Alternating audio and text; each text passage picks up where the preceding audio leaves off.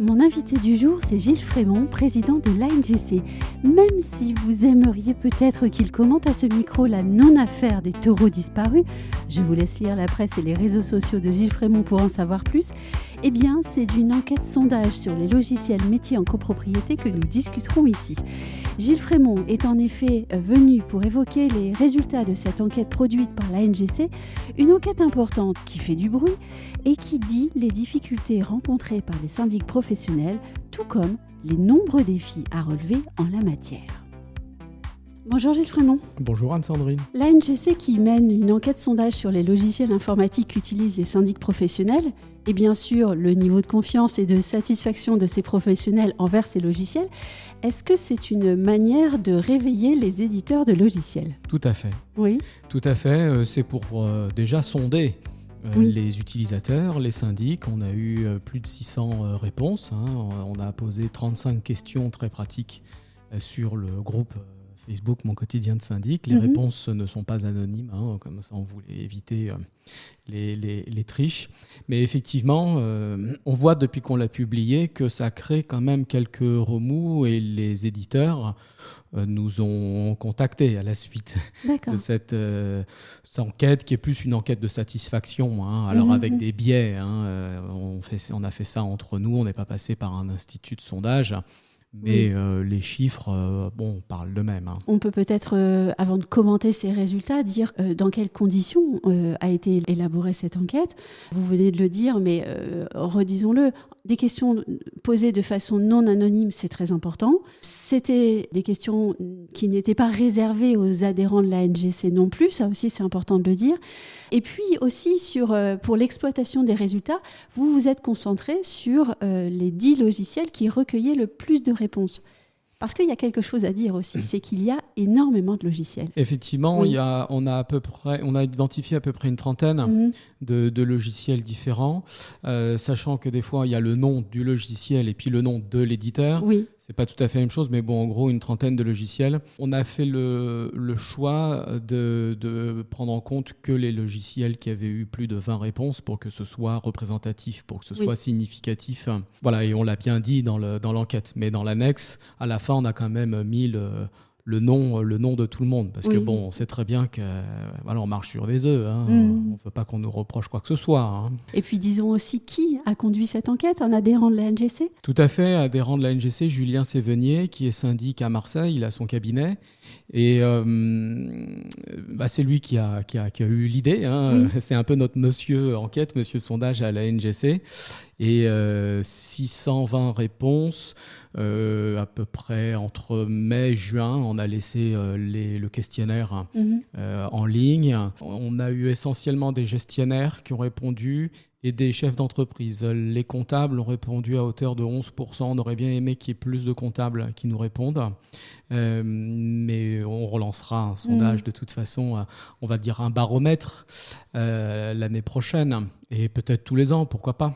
Quelle valeur donnez-vous à ce sondage, à la NGC ? Déjà une valeur informative, c'est important. On avait beaucoup de chefs d'entreprise qui attendaient ce sondage parce que, comme on le dit dans l'enquête, on a presque 40% des gestionnaires, des utilisateurs qui souhaiteraient, avec plus ou moins de force, changer de logiciel.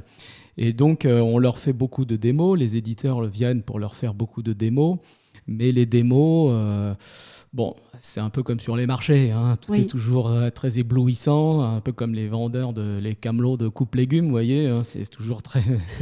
C'est une image, c'est pour rigoler, mais moi j'ai assisté à certaines démos, évidemment, c'est toujours nickel. Et puis quand on essaye soi-même le coupe-légumes à la maison, ça marche pas. Alors après, il faut un peu d'entraînement et de formation, bien sûr.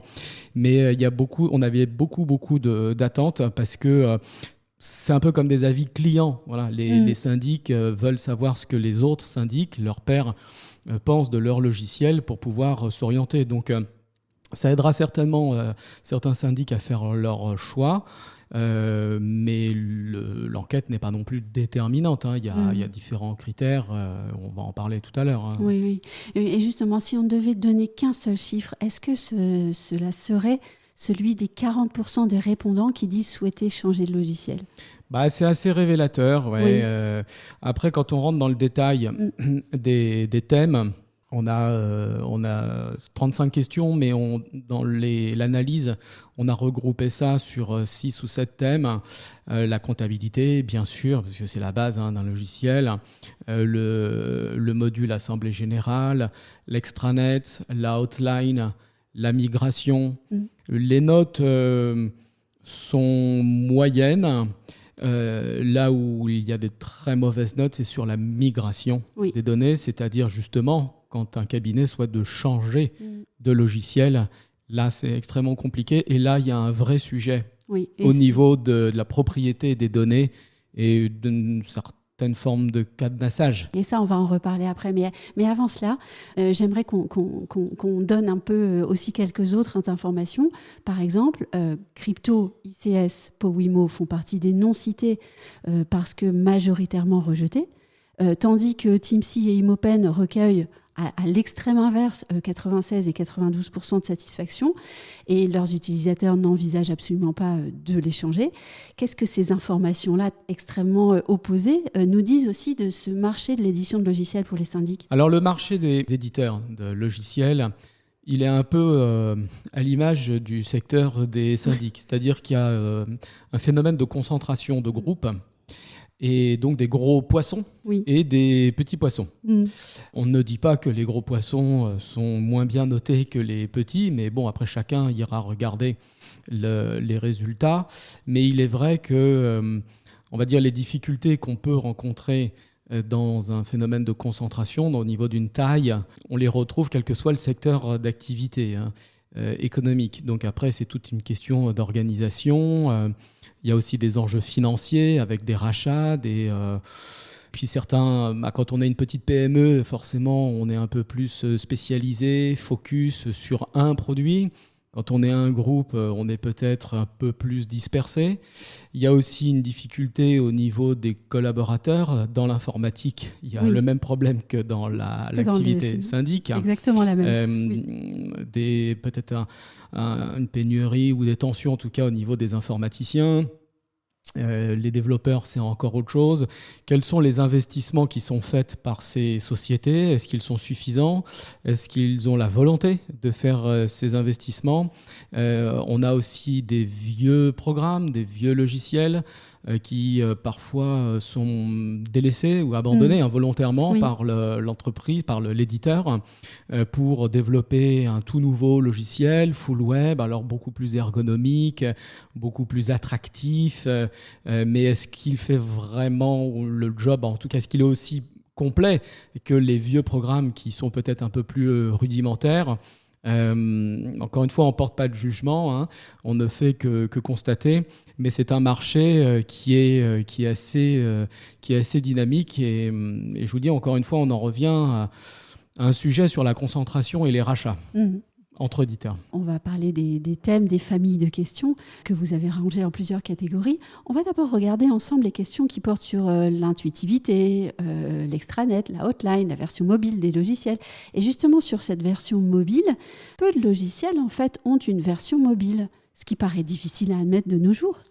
C'est vrai, mais ça c'est des développements, encore une fois. Est-ce qu'ils souhaitent faire les investissements ?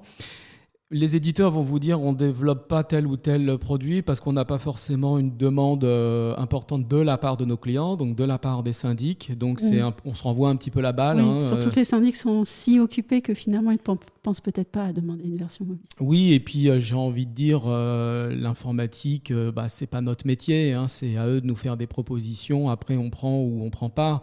On leur fait quand même des suggestions tout au long de l'année à nos éditeurs pour des améliorations, des retouches, des développements, des petites innovations.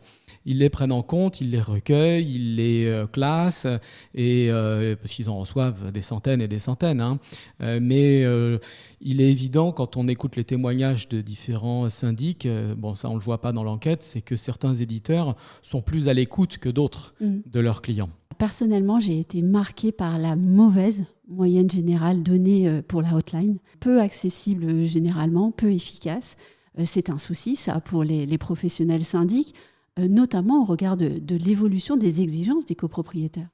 Oui, la hotline, c'est quand on a un problème avec le logiciel, le comptable ou le gestionnaire qui va appeler la hotline de l'éditeur pour avoir une réponse, une aide sur l'utilisation de son produit. Donc déjà, si on appelle la hotline, c'est qu'il y a un problème. Oui. Bon. Si on appelle tous les jours la hotline, c'est qu'il y a un gros problème. Après, on peut toujours avoir besoin. Il peut y avoir un défaut de formation aussi des équipes. Et c'est vrai qu'il n'est pas normal qu'avec certains éditeurs, on ait une demi-heure ou 3/4 d'heure d'attente avec la petite musique sur la hotline. Ça, c'est clairement scandaleux. Voire un rappel dans les 2 jours. Ça aussi, j'ai entendu. Oui, un rappel dans les 2 jours, oui, avec un ticket. Enfin, le ticket, c'est pareil, ça a ses limites. Il y en a un peu marre. Quand un comptable est sur une opération, une régule, il est en train de saisir une écriture ou faire un appel de fonds, j'en sais rien, il a besoin d'avoir une réponse tout de suite. Il ne peut pas mettre de côté pendant 2 jours le temps qu'on le rappelle. Ça ralentit son travail. Donc là, il y a clairement un vrai progrès. Une défaillance au niveau de certains éditeurs sur l'accompagnement, sur la hotline. Et côté extranet, il me semble aussi que la note pourrait être meilleure, mais ce point-là est très très intéressant parce que l'extranet, c'est quand même ce qui est visible par le copropriétaire. Et quand on voit que la note est tout à fait moyenne, on se dit que cela influe sur l'image et le travail des syndics, alors qu'au fond, ça n'est que le logiciel. Tout à fait. Et c'est ce qu'on dit un peu dans la conclusion. L'image des syndics est liée à l'image de ce qu'ils envoient en termes d'appel de fonds, en termes de convocation d'assemblée générale et de ce qu'ils présentent sur l'extranet. Et il est vrai que le contenu est important, bien sûr. C'est la base, mais l'apparence, l'esthétique de ce qu'on présente aux copropriétaires, le fameux user-friendly, est très important. Et l'image un peu, dont certains disent un peu vieillotte des syndics, elle est aussi liée à l'image vieillotte des éditeurs et d'un manque d'investissement, clairement, dans leur ergonomie, dans leur interface. Il y a encore quelques années, certains logiciels, l'interface, c'était du Minitel. C'est juste pas possible. L'appel de fonds, on n'a pas. Moi, je serais copropriétaire. Je suis propriétaire dans un pavillon. Je suis syndic, donc je sais ce que c'est. Quand ils reçoivent un appel de fonds ou la régule de charge annuelle, il y a un nombre d'informations. C'est quelque chose de dingue. Ça. Celui qui a la phobie administrative, clairement, il reçoit un appel de fonds du syndic, il n'a pas envie de regarder.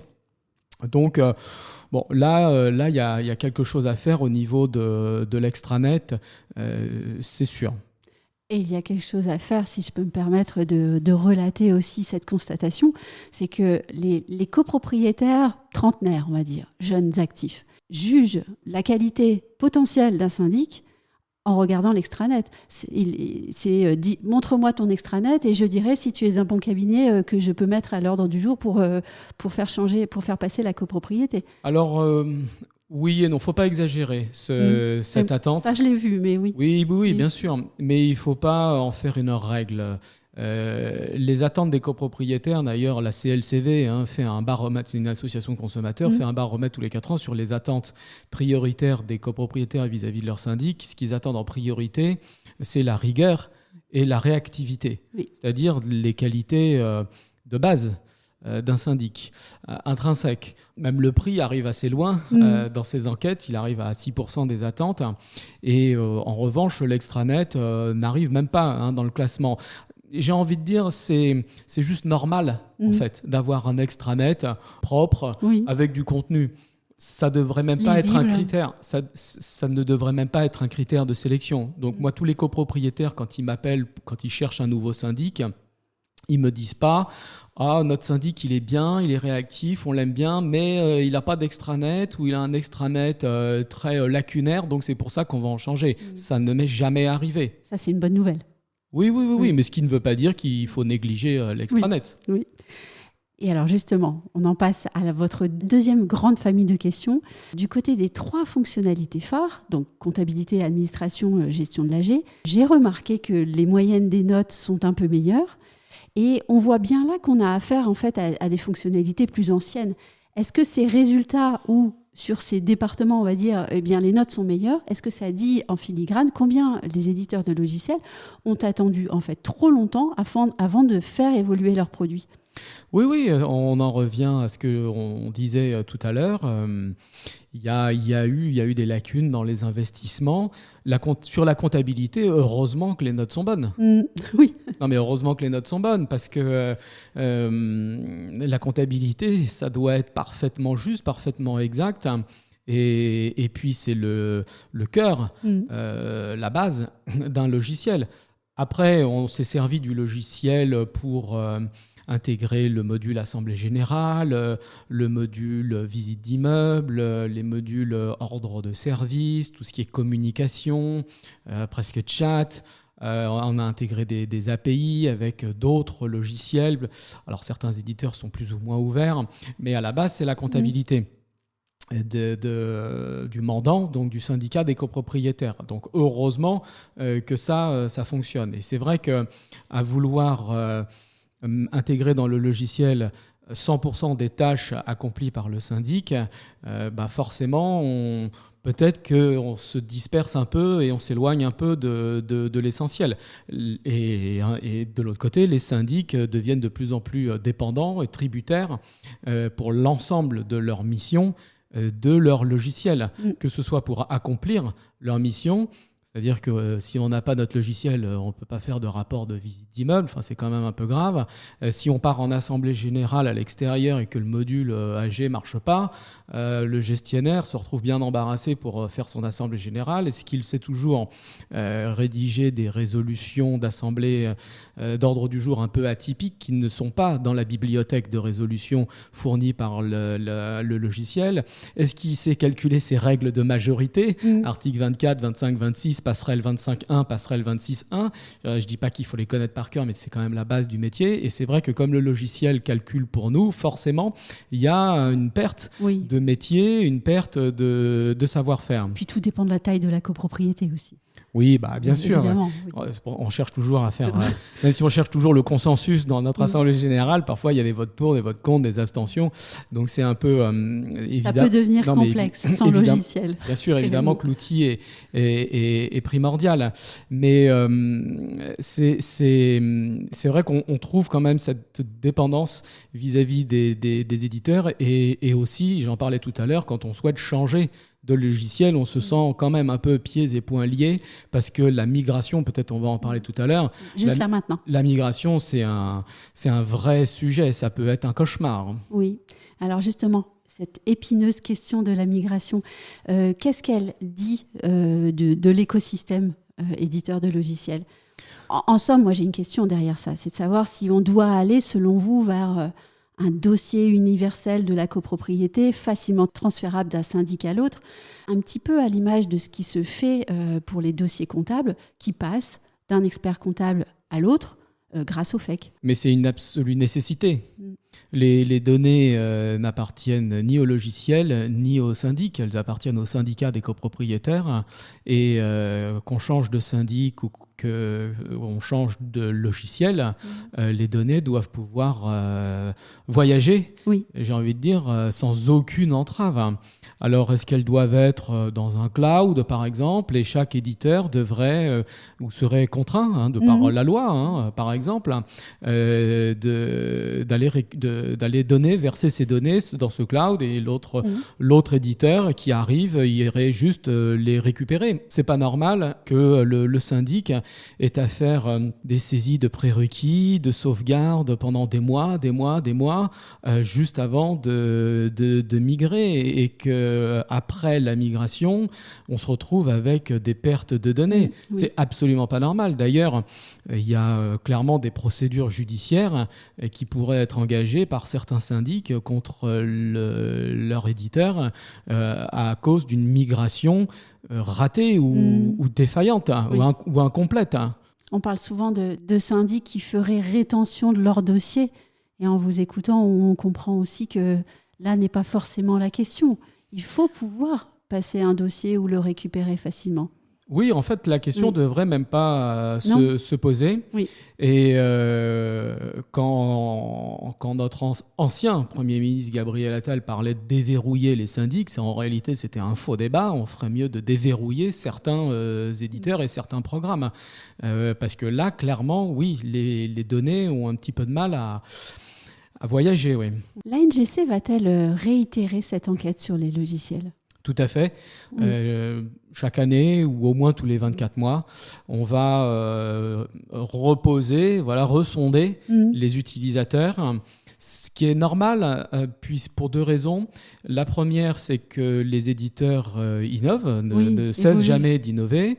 De nouveaux logiciels apparaissent, que ce soit au sein du même éditeur. Il y a un nouveau produit qui arrive, et puis il y a aussi de nouveaux acteurs qui arrivent avec leur propre logiciel, et il faut les évaluer avec un peu de recul.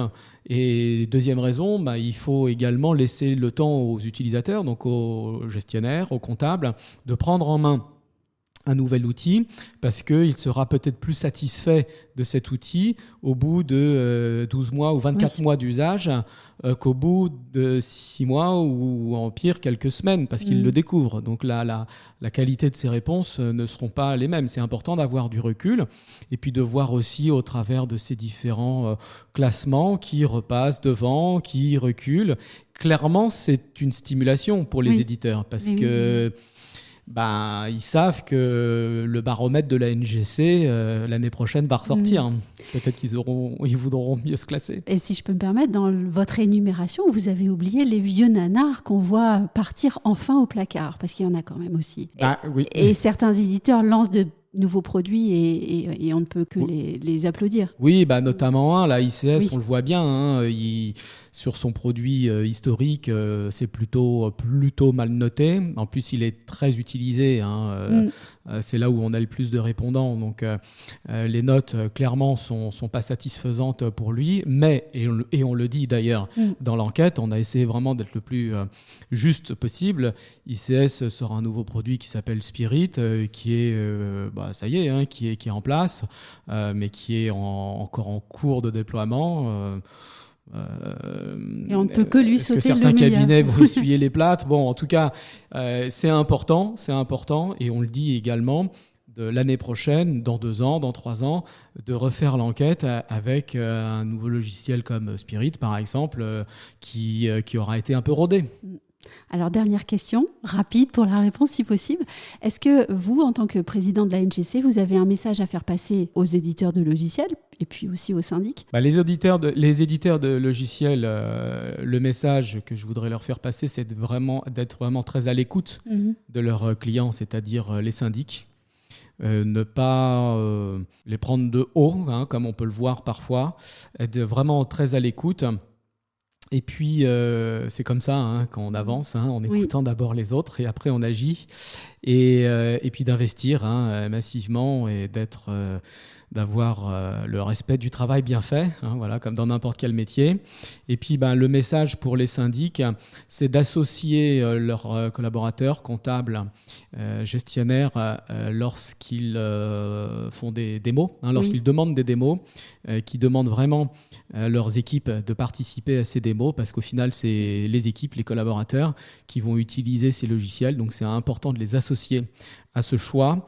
Et deuxième message pour les syndics, ne pas se concentrer ou se focaliser forcément sur des fonctionnalités un petit peu superflues ou des gadgets entre guillemets, ou une ergonomie effet waouh, parce que je dis pas que c'est pas important, mais c'est pas l'essentiel. L'essentiel, c'est la complétude du logiciel, son histoire aussi, et puis sa viabilité dans le temps. Quand on prend un logiciel, c'est pour la vie, j'ai envie de dire. Donc si ce logiciel vous arrête de faire évoluer son produit, vous vous retrouvez dans l'embarras. Après, vous ne pouvez pas maîtriser qui va racheter qui dans un marché.